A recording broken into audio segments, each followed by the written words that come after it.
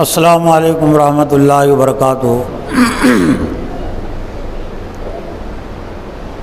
الحمد للہ نحمده ونستعینه ونستغفره ونؤمن به ونتوکل علیہ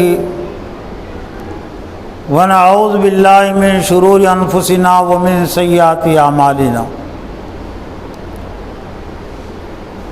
من يهده الله فلا مضل له ومن يضلل فلا هادي له۔ قال الله تعالى في القرآن المجيد والفرقان الحميد: فاعوذ بالله من الشيطان الرجيم، بسم الله الرحمن الرحيم۔ يا أيها الذين آمنوا ادخلوا في السلم كافة ولا تتبعوا خطوات الشيطان إنه لكم عدو مبين۔ وقال الله تعالى إذن: وما كان المؤمنون لينفروا كافة فلولا نفر من كل فرقة منهم طائفة ليتفقهوا في الدين ولينذروا قومهم إذا رجعوا إليهم لعلهم يحذرون۔ وقال النبي صلى الله عليه وسلم: بعثت معلما۔ وقال أيضا: طلب العلم فریضۃ علی کل مسلم۔ وقال أيضا: من يريد الله به خيرا يفقهه في الدين۔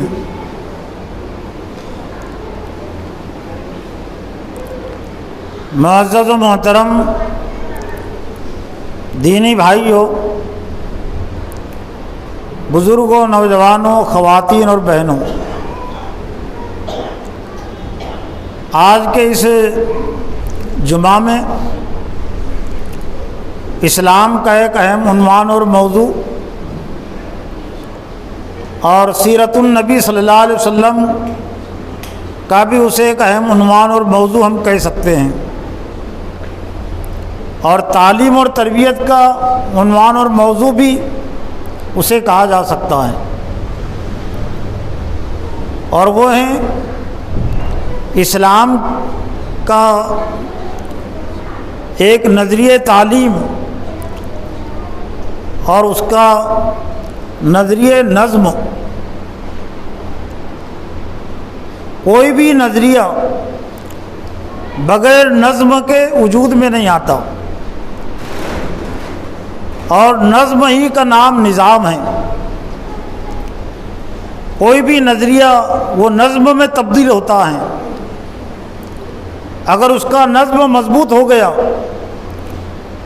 تو وہی پھر نظام میں تبدیل ہوتا ہے، اور اسی نظام کو حکومت بھی کہہ سکتے ہیں، ہم غلبہ بھی کہہ سکتے ہیں۔ اور اس نظریے کے ساتھ اور نظم کے ساتھ جب تک کہ اہل ایمان کی محبت، اہل ایمان کی دلچسپی نہ ہو تو اسلام کا نظریہ اور اسلام کا نظم وجود میں نہیں آتا۔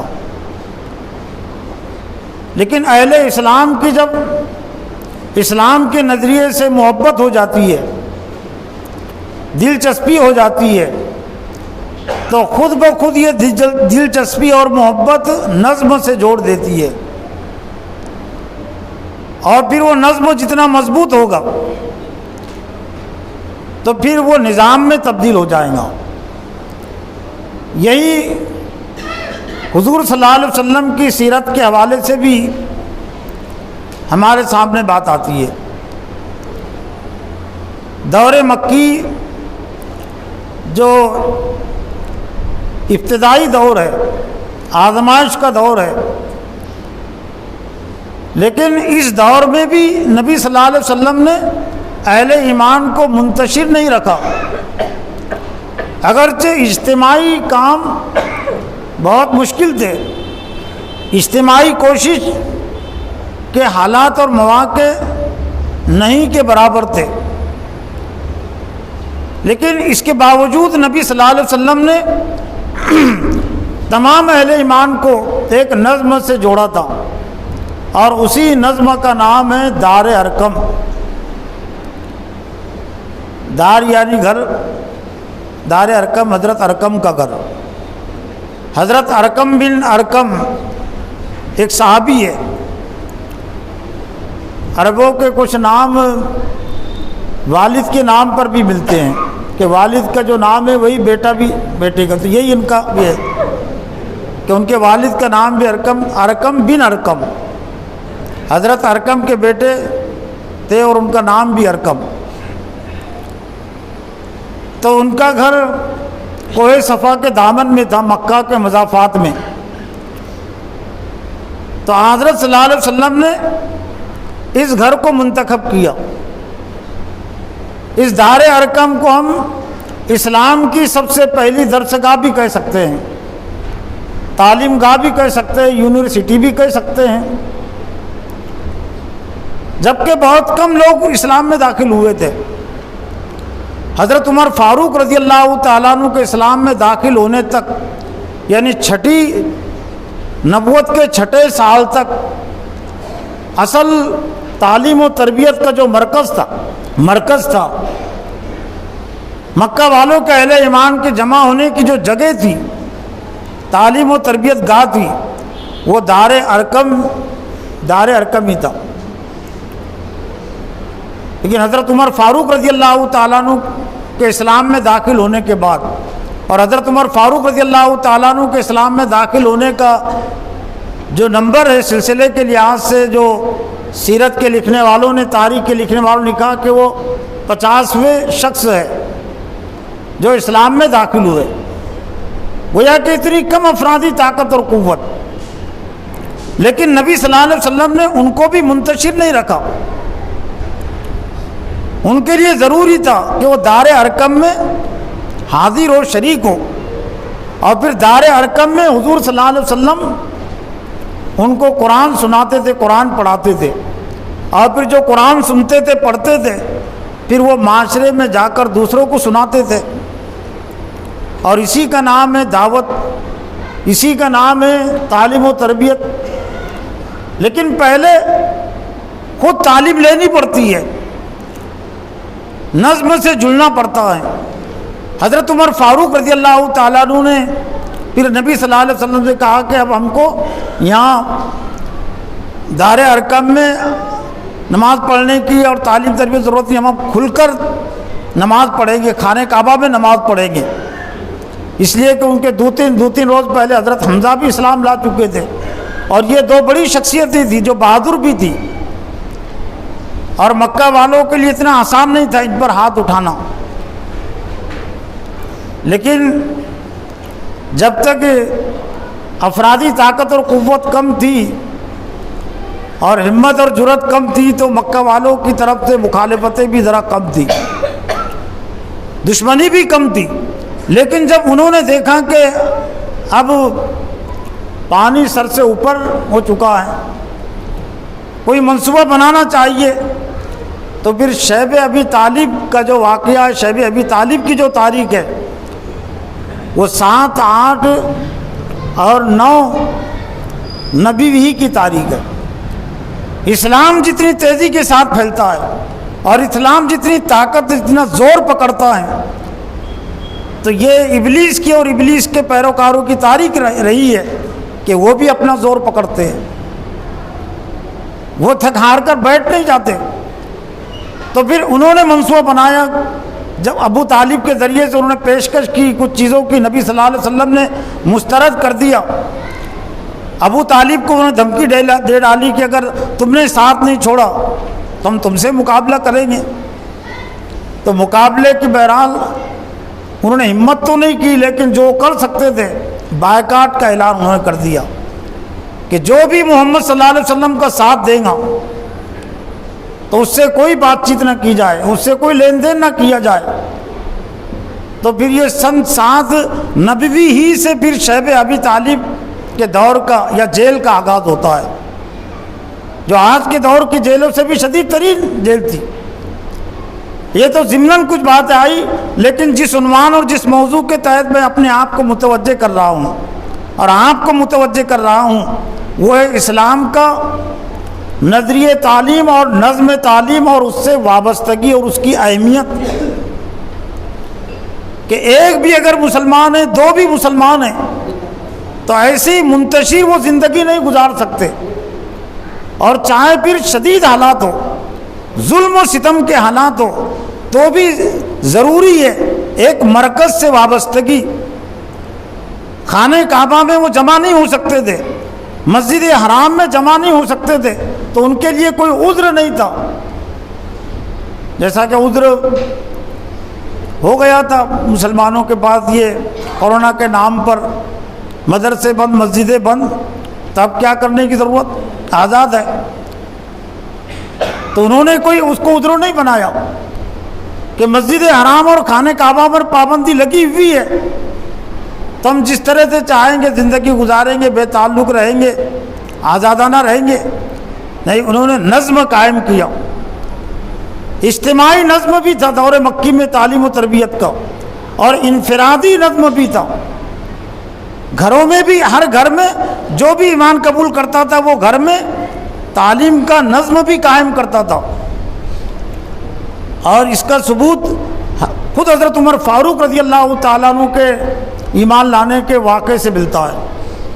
حضرت عمر فاروق رضی اللہ تعالیٰ عنہ جب نبی صلی اللہ علیہ وسلم کے قتل کے ارادے سے نکلے، تو راستے میں ایک صحابی جن کا نام بعض مفسرین سعد بن ابی وقاص لکھا، کسی نے نعیم بن عبداللہ، تو سعد بن ابی وقاص ہو یا نعیم بن عبداللہ ہو، اس سے کوئی فرق نہیں پڑتا. ان سے ملاقات ہو گئی، اور پھر بات میں انہوں نے کہہ دیا کہ پہلے اپنے گھر کی تو خبر لیجئے. آپ کی بہن اور آپ کے بہن بھائی حضرت سعید بن زید وہ اسلام میں داخل ہو چکے ہیں. تو حضرت عمر فاروق رضی اللہ تعالیٰ عنہ دار ارقم کی طرف جانے کے بجائے نبی صلی اللہ علیہ وسلم جہاں تعلیم و تربیت دیتے تھے ادھر جانے کے بجائے وہ اپنے بہن کے گھر پہنچے. تو ان کے بہن کے گھر حضرت خباب بن ارد قرآن مجید کی تعلیم دے رہے تھے. گھروں کی تعلیم کے نام پر تو بہت ساری چیزیں ہو گئی، گھر کی تعلیم، لیکن گھر کی تعلیم وہ کیا تھی؟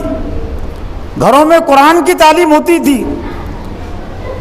سورہ حامیم سجدہ پڑھا رہے تھے حضرت خباب بن ارد رضی اللہ تعالیٰ عنہ حضرت سعید بن زید اور حضرت فاطمہ کو، حضرت عمر کی بہن کو، اور پھر وہی سورہ طٰہٰ کی آیتیں سن کر پہلے تو خون نے اثر کیا، حضرت فاطمہ کے خون نے اثر کیا، حضرت سعید بن زید کے خون نے اثر کیا، اور پھر جو کچھ کسر باقی رہ گئی تھی قرآن نے پوری کر دی.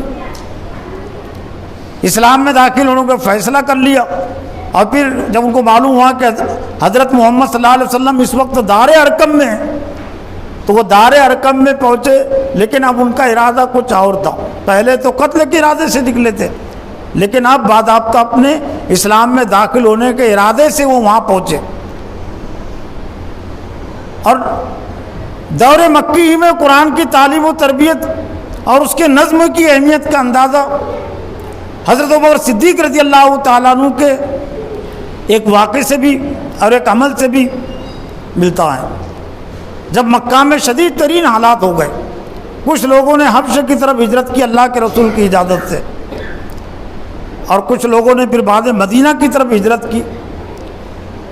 تو حضرت ابوبکر صدیق رضی اللہ تعالیٰ عنہ نے بھی ہجرت کا ارادہ کیا، اس لیے کہ ان کو بھی دین و ایمان کی خاطر بہت زیادہ مارا گیا تھا. ایک مرتبہ کا واقعہ کہ آپ بے ہوش ہو گئے تھے، بے ہوش کر دیا گیا مارتے مارتے. تو ہجرت کر کے جب ہجرت کے ارادے سے وہ مکہ سے نکلے، تو راستے میں ابن الدغنہ سے ملاقات ہو گئی. کچھ میل کے فاصلے پر قبیلہ کارا کے وہ سردار تھے ابن الدغنہ، اور حضرت عمر صدیق رضی اللہ تعالیٰ عنہ کی پہلے سے شناسائی تھی، پہچان تھی. عمر صدیق رضی اللہ تعالیٰ عنہ ایک تاجر بھی تھے، تجارت کی غرض سے بہت ساری بستیوں میں ان کا آنا جانا تھا، لوگ ان سے واقف بھی تھے.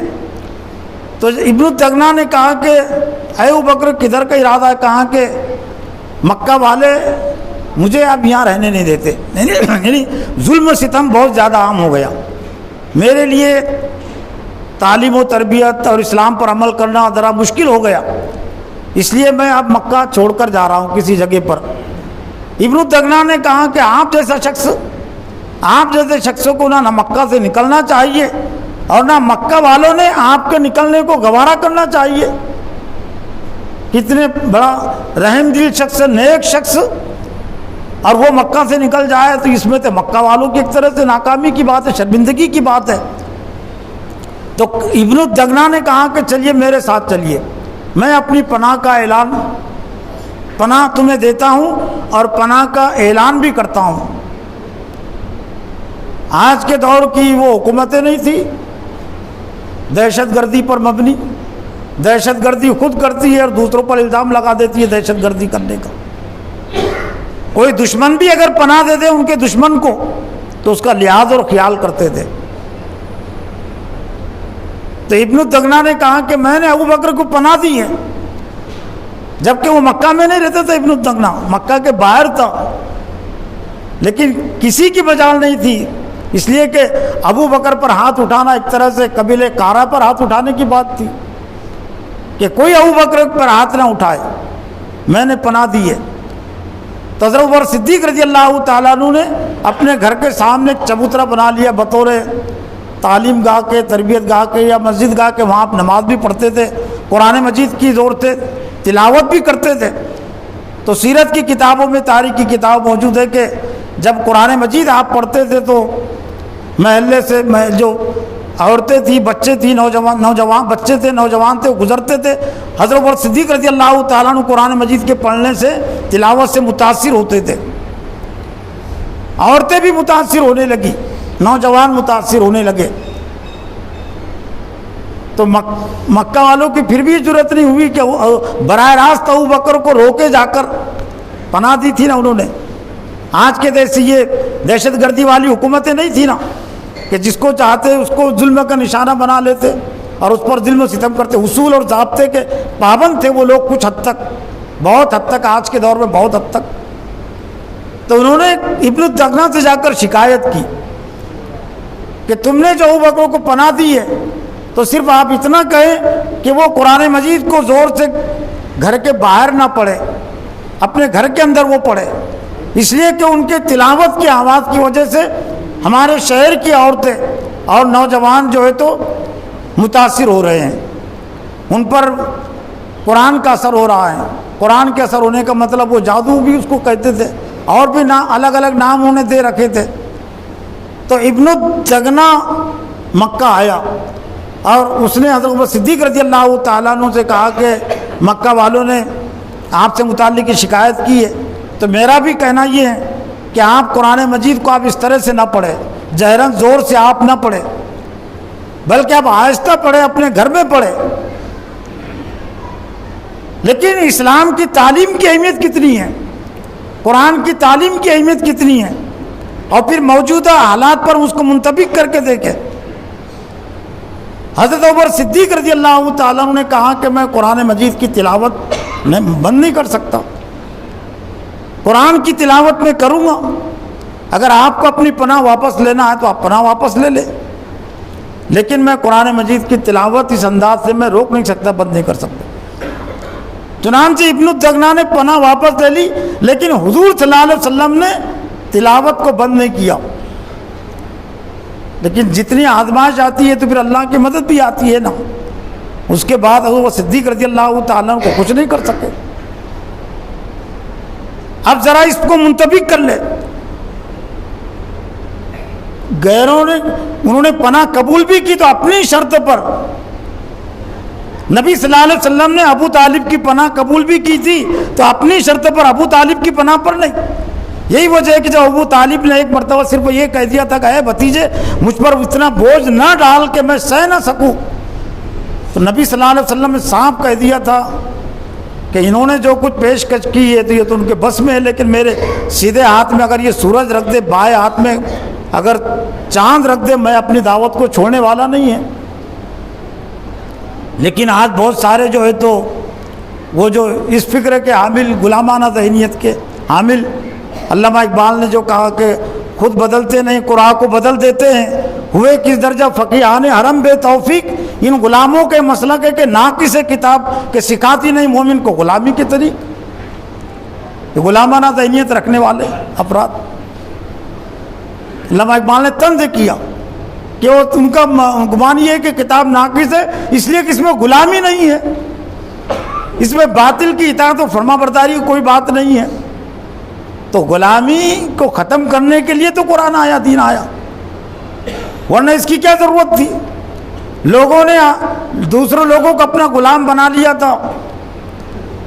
ابلیس نے غلام بنا لیا تھا، کسی کو مال نے غلام بنا لیا تھا، کسی کو نفس نے غلام بنا لیا تھا، کسی کو خاندان نے غلام بنا لیا تھا، اور کسی کو اس کی حکومت نے غلام بنا لیا تھا، بادشاہوں نے غلام بنا لیا تھا.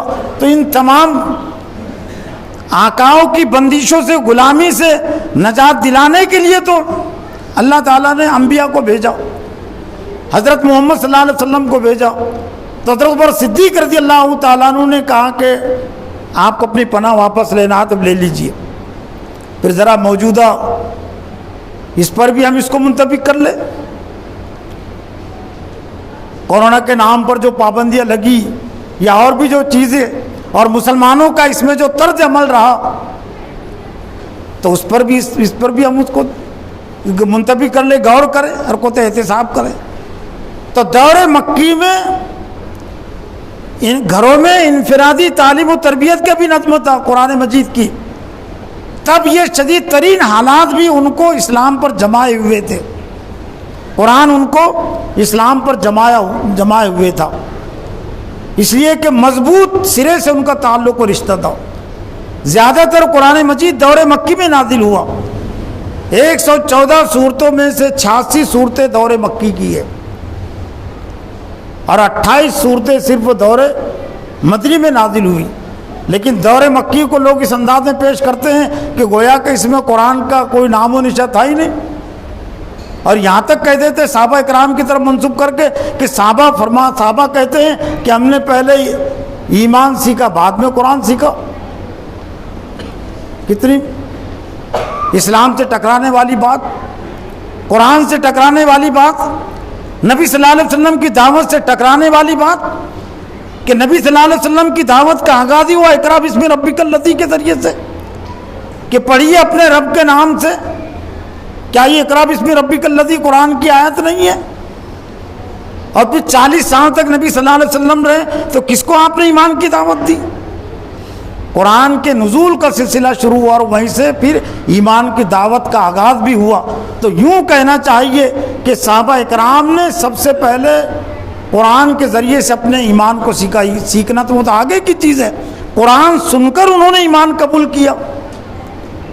حضرت خدیجہ نے بھی قرآن سن کر ایمان قبول کیا، حضرت عمر صدیق نے بھی قرآن کو سن کر ایمان قبول کیا، حضرت عمر فاروق نے بھی قرآن کو سن کر ایمان قبول کیا. اور جتنے ایمان میں داخل ہوئے دور مکی میں، ان تمام نے قرآن کو سن کر ایمان قبول کیا.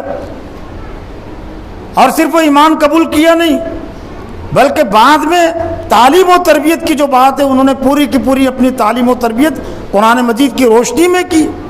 اس لیے کہ اس کے علاوہ کوئی ذریعہ تھا ہی نہیں. اور یہی بات ہے جو سورہ شورا کی آخری آیت میں اللہ تعالیٰ نے حضور صلی اللہ علیہ وسلم کو خطاب کر کے کہی، وَكَذَلِكَ أَوْحَيْنَا إِلَيْكَ رُوحًا مِّنْ أَمْرِنَا مَا كُنْتَ تَدْرِي مَا الْكِتَابُ وَلَا الْإِيمَانُ وَلَكِنْ جَعَلْنَاهُ نُورًا نَهْدِي بِهِ مَن نَّشَاءُ مِنْ عِبَادِنَا. اور ہم نے آپ کی طرف اس کی وحی کی، قرآن مجید کہ ہم نے آپ کی طرف وحی کی، اے محمد صلی اللہ علیہ وسلم، مَا كُنْتَ تَدْرِي مَا الْكِتَابُ وَلَا الْإِيمَانُ. آپ اس سے پہلے قرآن مجید کے نزول سے پہلے، وحی کے نزول سے پہلے آپ نہ ایمان جانتے تھے نہ کتاب جانتے تھے. تو حضور صلی اللہ علیہ وسلم کو تو ایمان سکھایا گیا، اور حضور صلی اللہ علیہ وسلم نے ایمان سیکھا قرآن کے ذریعے سے. ورنہ پہلے سے اگر آپ کو ایمان کی حقیقت معلوم رہتی اور پھر آپ اس کی دعوت نہیں دیتے تو کتمان حق کا الزام آپ پر آ جاتا نا، کہ آپ ایک چیز کو جانتے تھے لیکن آپ نے دعوت نہیں دی. آپ حیران و پریشان رہتے تھے، غم کرتے تھے کہ انسانوں میں جو بگاڑ ہے، یہ شرک و کفر جو پھیلا ہوا ہے، اس کو میں کیسے دور کروں. لیکن ظاہر بات ہے سامنے کوئی راستہ نہیں تھا، کوئی نظریہ اور نہیں تھا. اور اسی کیفیت کو اللہ نے سورہ زحا میں بیان فرمایا، وَوَجَدَكَ ضَالًّا فَهَدَىٰ. ہم نے آپ کو ناواقف راہ پایا، فہدیٰ پر ہم نے آپ کو ہدایت دی. اور اسی کیفیت کو سورہ نشرہ میں اللہ نے فرمایا، अलम नशरह लका सदरक व वज़अना अन्का विज़रक अल्लज़ी अनक़ज़ ज़हरक, क्या हमने आपके लिए आपके सीने को खोल नहीं दिया कुरान के ज़रिए से? वो वज़अना अन्का विज़रक, और आप पर से वो बोझ नहीं हटा दिया। अल्लज़ी अनक़ज़ ज़हरक, जो आपकी पीठ तोड़े जा रहा था, वो कोई लकड़ियों का बोझ नहीं था, वो कोई पत्थर का बोझ नहीं था, वो इंसानियत के बिगाड़ का बोझ था, वो शिर्क और कुफ्र के गलबे का बोझ था, जुल्म और सितम का वो बोझ था जो आपके सीने पर था। लेकिन उस जुल्म और सितम का खात्मा मैं कैसे करूं, आगाज़ उसका कैसे करूं, तो ज़ाहिर बात है इसका इल्म आपको नहीं था। तो फिर गारे हिरा से फिर आपको रास्ता दिखा गया, आपको पैगाम दिया गया, सूरह कुरान मजीद के ज़रिए से फिर आपको बताया गया कि किस तरह से आपको ये बोझ को दूर करना है, माशरे के बिगाड़ को दूर करना है। और फिर वो एक सिलसिला है फिर 23 साल जो इक़रा बिस्मि रब्बिकल लज़ी से शुरू होता है, और अल-यौम अकमलतु लकुम दीनकुम व अतममतु अलैकुम नेमती व रज़ीतु लकुमुल इस्लाम दीना पर हज्जतुल विदा के मौके से जाकर मुकम्मल होता है कि आज मैंने तुम्हारे लिए तुम्हारे दीन को मुकम्मल कर दिया और अपनी नेमत मैंने तुम पर तमाम कर दी। वो रज़ीतु लकुमुल इस्लाम दीना, और मैं इस हैसियत से तुमसे राज़ी हूँ कि तुम्हारे लिए दीन वो इस्लाम रहे, तरीक़े ज़िंदगी, ज़ाब्ते ज़िंदगी वो इस्लाम रहे। जब मक्का में मुशरिकीन ने देखा कि अल्लाह के रसूल सल्लल्लाहु अलैहि वसल्लम को जो कामयाबी मिल रही है और लोग कुफ्र और शिर्क से कटकर अपने आबाई दीन से कटकर इस्लाम की गोद में जा रहे हैं, तो ये सिर्फ कुरान की वजह से। तो सूरह हामीम सजदा जो मक्की सूरत है, तो अल्लाह ताला ने मुशरिकीन मक्का की एक साजिश और तदबीर को बयान किया। वक़ाल अल्लज़ीना कफ़रू ला तस्मऊ लिहाज़ल कुरान वल्गौ फ़ीही लअल्लकुम तग़लिबून। वक़ाल अल्लज़ीना कफ़रू, बहुत ज़्यादा गहरे इल्म में जाने की ज़रूरत नहीं है ना, सरसरी तर्जमा उठाकर देख लीजिए क्या है इसमें काफिरों का काम। काफिरों ने क्या तदबीर सोची अपने आप को गालिब रखने की और इस्लाम को मगलूब करने की तदबीर उन्होंने ये सोची और तदबीर ये तय की। वक़ाल लदीन कफ़रू ला तस्मऊ लिहाज़ल कुरान, काफिरों ने कहा कि मत सुनो इस कुरान को, वल्गौ फ़ीही, और जब पढ़ा जाए, जब नबी सल्लल्लाहु अलैहि वसल्लम सुनाए तो बकबक करो, शोर करो, तालियां बजाओ, सीटियां बजाओ, सभी तर्जमे इसमें आवाज़ें करो, हुल्लड़ मचाओ। जहाँ भी हुजूर सल्लल्लाहु अलैहि वसल्लम या कोई कुरान किसी को सुनाए तो उस मौके पर एक ही काम करो, हुल्लड़बाजी, शोर शराबा, सीटियां बजाओ। और ये क्यों किया था उन्होंने, उसका मकसद भी वादे कर दिया था। उनका गलबा कम होते जा रहा था ना, टूट टूट कर इस्लाम में दाखिल हो रहे थे अफराद, तो उनको खदशा था, खतरा था कि कहीं हम मगलूब ना हो जाए। तो कुरान से रोकने की गर्द और मकसद भी उन्होंने वादे कर दिया, जिसको अल्लाह ने बयान किया, ला तस्मऊ लिहाज़ल कुरान वल्गौ फ़ीही लअल्लकुम तग़लिबून, ताकि तुम गालिब रहो।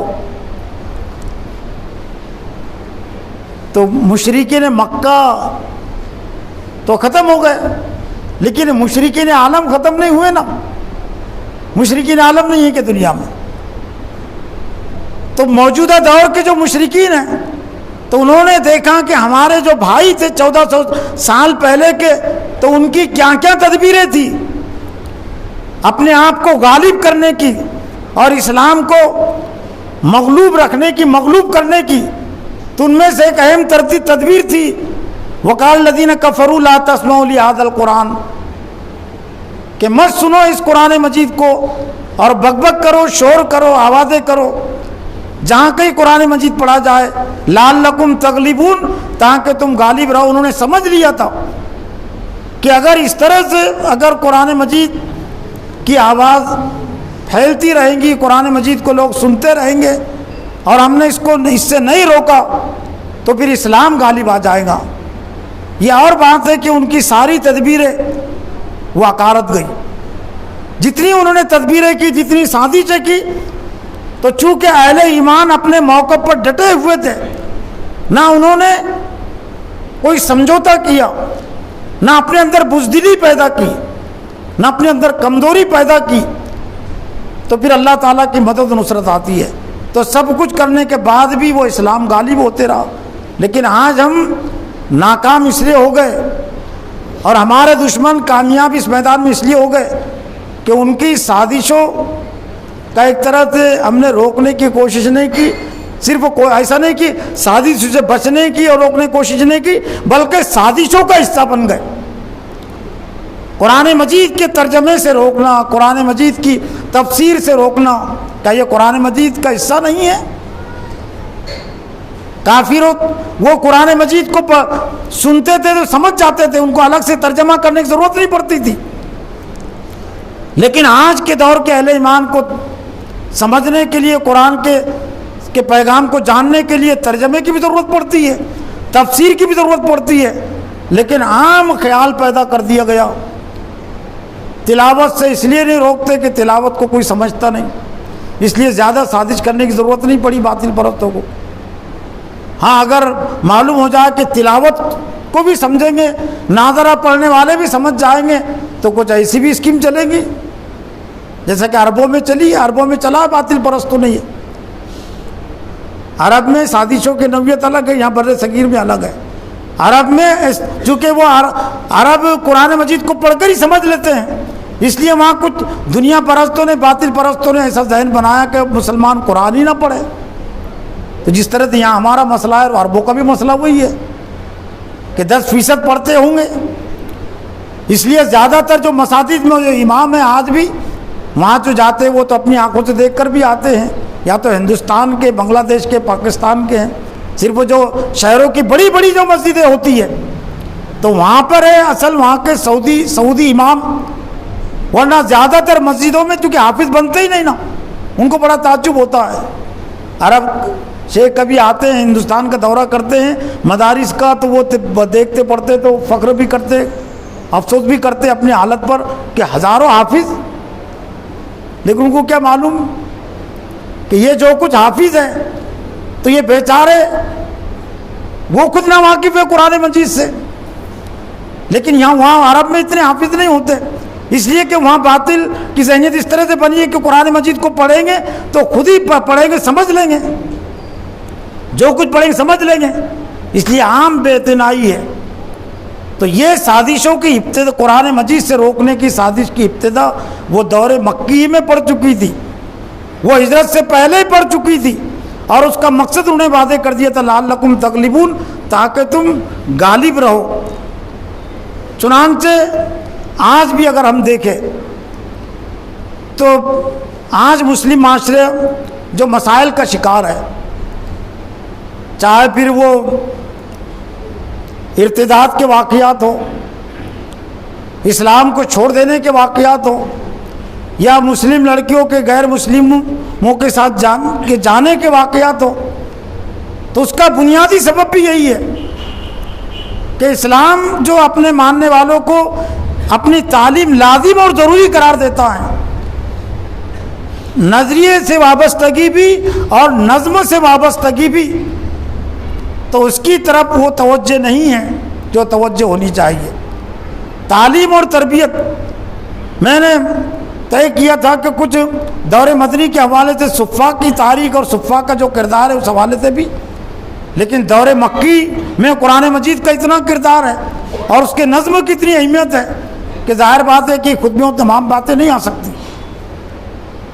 لیکن آخر میں خلاصے کے طور پر، نتیجے کے طور پر، اگر ہم یہ چاہتے ہیں کہ ہم خود بھی باطل کے خیالات اور باطل کے اثرات سے، پہلے تو ہم کو اپنی فکر کرنی ہے نا۔ کچھ لوگوں کو اپنے سے زیادہ دوسروں کی فکر ہو گئی، ہونی چاہیے دوسروں کو بھی فکر، لیکن دوسروں کی فکر کا مطلب یہ نہیں ہے کہ ہم اپنے آپ کو جو ہے تو آگ کے حوالے کر دیں، اپنے آپ کو آگ سے بچانے کی کوشش نہ کریں اور دوسروں کی ہم فکر کریں۔ یا ایھا الذین آمنوا قوا انفسکم واہلیکم نارا کی بات ہے پہلے، کہ تم اپنے آپ کو اور اپنے اہل و عیال کو دوزخ کی آگ سے بچاؤ، اور جو اپنے آپ کو آگ سے نہیں بچا سکا تو اس سے توقع نہیں کی جا سکتی کہ وہ اپنے اہل و عیال کو بھی اور وہ اپنے پڑوسیوں کو بھی، برادران وطن کو بھی وہ آگ سے بچانے کی فکر و کوشش کرے گا۔ تو ہمارے ذہن اور دماغوں کو بھی ہم باطل خیالات سے محفوظ اور مامون رکھیں، اور مامون اور محفوظ رکھنے کا جو اصل ذریعہ ہے وہ ہے قرآن کی تعلیم اور اس کے نظم سے وابستگی۔ اور یہ قرآن کی تعلیم اور اس کے نظم سے ہمارا جتنا زیادہ مضبوط تعلق رہے گا تو باطل خیالات اور باطل کے اثرات سے ہم اپنے آپ کو اتنا ہی زیادہ ہم بچا سکیں گے اور اتنے ہی زیادہ ہم محفوظ رہیں گے۔ یہ زکوٰۃ کے سلسلے کی جو بات ہے، مال جو پاک جو ہوتا ہے 2.5% اس میں سے نکالنے کے بعد وہ 98.5% مال پاک ہوتا ہے، وہ پاک رہتا ہے۔ جائز طریقے سے کمایا ہوا مال بھی اس وقت پاک ہوتا ہے جبکہ اس کی زکوٰۃ نکالی جائے، اور زکوٰۃ میں 2.5% نکالنا ضروری ہے۔ تو اسی طرح سے ذہن اور دماغ بھی ناپاک اور گندے ہوتے ہیں۔ اور سورہ مومنون کی شروع کے آیتوں میں جو بات کہی گئی کامیاب مومنون کی صفات میں، قد افلح المومنون الذین فی صلاتہم خاشعون والذین عن اللغو معرضون والذین للزکاۃ فاعلون، کامیاب ہو گئے وہ مومنون جو اپنی نمازوں کو خوشی اور خضوع کے ساتھ ادا کرتے ہیں اور جو لغویات سے دور رہتے بچے رہتے ہیں، والذین للزکاۃ فاعلون، اور اپنی پاکی صفائی کے لیے کچھ نہ کچھ کرتے رہتے ہیں، اپنی پاکی صفائی کا انتظام کرتے ہیں۔ یہ دور مکی کی صورت ہے۔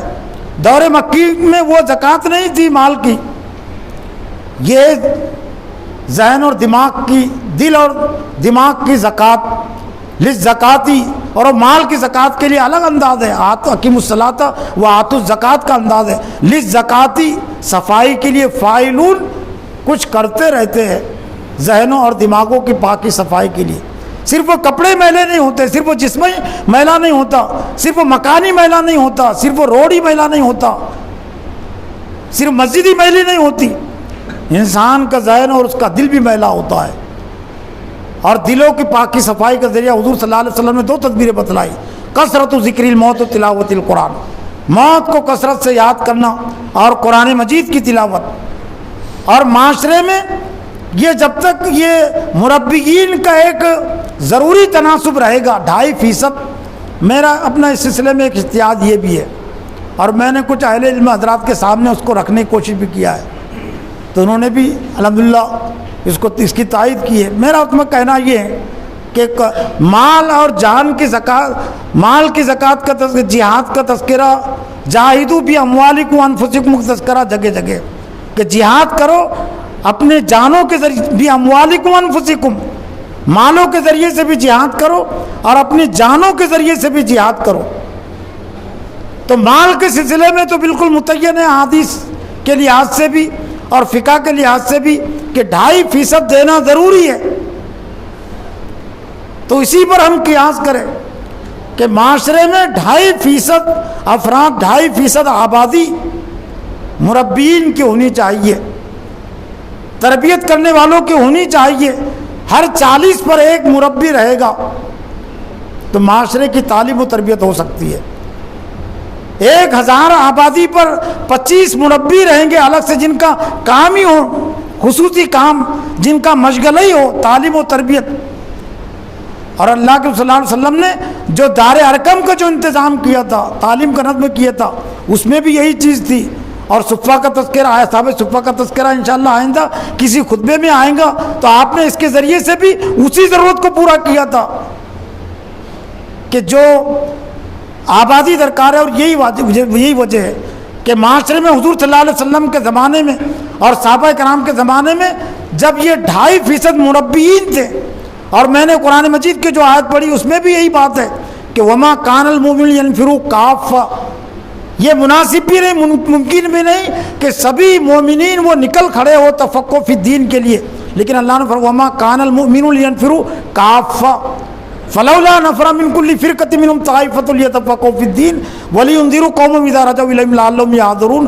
ایسا کیوں نہیں ہوا کہ مومنین کی ایک جماعت نکلتی تفقہ فی الدین کے لیے، دین میں تفقہ سمجھ بوجھ حاصل کرتی وہ جماعت، وہ گروہ، وَلِيُنذِرُوا قَوْمًا إِذَا رَجَعُوا إِلَيْهِمْ لَعَلَّهُمْ يَحْذَرُونَ، اور واپس آنے کے بعد اپنی قوم کو ڈراتی اسی یہ سورہ توبہ کی آیت نمبر 122 ہے، اسی آیت پر عمل کرنے کے لیے، اس میں رنگ بھرنے کے لیے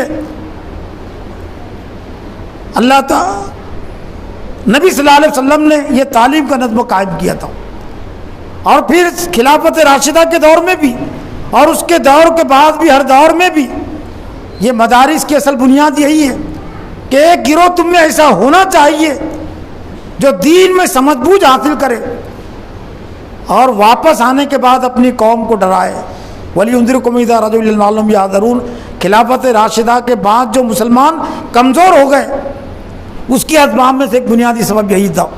عبداللہ بن سبا کے ذریعے سے جو تحریک چلی اسلام دشمنی کی، خلافت کو کمزور کرنے کی، اسلام کو کمزور کرنے کی، تو اس کا ایک سبب یہ بھی تھا کہ جو مربیین کا جو 2.5% عنصر تھا صحابہ اکرام کے دور میں، خلافت راشدہ کے شروع کے حصے میں وہ تناسب گھٹ گیا، اسلام بہت تیزی سے پھیلا، نئے نئے علاقے فتح ہوئے، اور تعلیم و تربیت کا کام مضبوطی کے ساتھ اتنا نہیں ہو سکا۔ ہندوستان میں بھی اسی صورتحال سے مسلمان دو چار ہے، کروڑوں کی تعداد میں تو ہے ہم، لیکن اس میں قرآن حدیث سے جڑے ہوئے افراد کتنے ہیں، اور قرآن حدیث کی تعلیمات سے آزاد مسلمان کتنے ہیں، باطل کے اشاروں پر کام کرنے والے کتنے ہیں، یہ ایک دوسرا موضوع ہے۔ لیکن بالکل یہ حقیقت ہے کہ قرآن حدیث کے نظموں سے اور اس کی تعلیم سے جڑے ہوئے افراد بہت کم ہیں، اور اس کا ایک بنیادی سبب یہ ہے کہ جو 2.5% مسلم معاشرے میں جو مربیین کا جو تناسب ہونا چاہیے، معلمین کا، تربیت کرنے والوں کا جو تناسب ہونا چاہیے، وہ تناسب باقی نہیں رہا، دین کی غفلت کی وجہ سے، تعلیم کی اہمیت نہیں ہونے کی وجہ سے۔ تو محترم حضرات، ضرورت اس بات کی ہے کہ اسلام کا کلمہ پڑھنے کے ساتھ ہی ہم پر یہ بھی لازم اور ضروری ہو جاتا ہے کہ ہم اسلام کی تعلیم سے اپنے آپ کو جوڑیں، اور تعلیم کے نظم سے ہم اپنے آپ کو جوڑیں، اور یہ پھر یہ نظم جب جتنا مضبوط ہو جائے گا تو یہ نظم وہ نظام میں بھی تبدیل ہوتا ہے، لیکن نظم اگر کمزور ہے تو پھر وہ نظام اگر ہو بھی جائے تو وہ کمزوری رہتا ہے۔ اللہ سے دعا ہے کہ اللہ تعالیٰ مجھے بھی اور آپ کو بھی اسلام کی تعلیم و تربیت کی اہمیت کو سمجھنے اور اس کے تقاضوں کو پورا کرنے کی توفیق عطا فرمائیں۔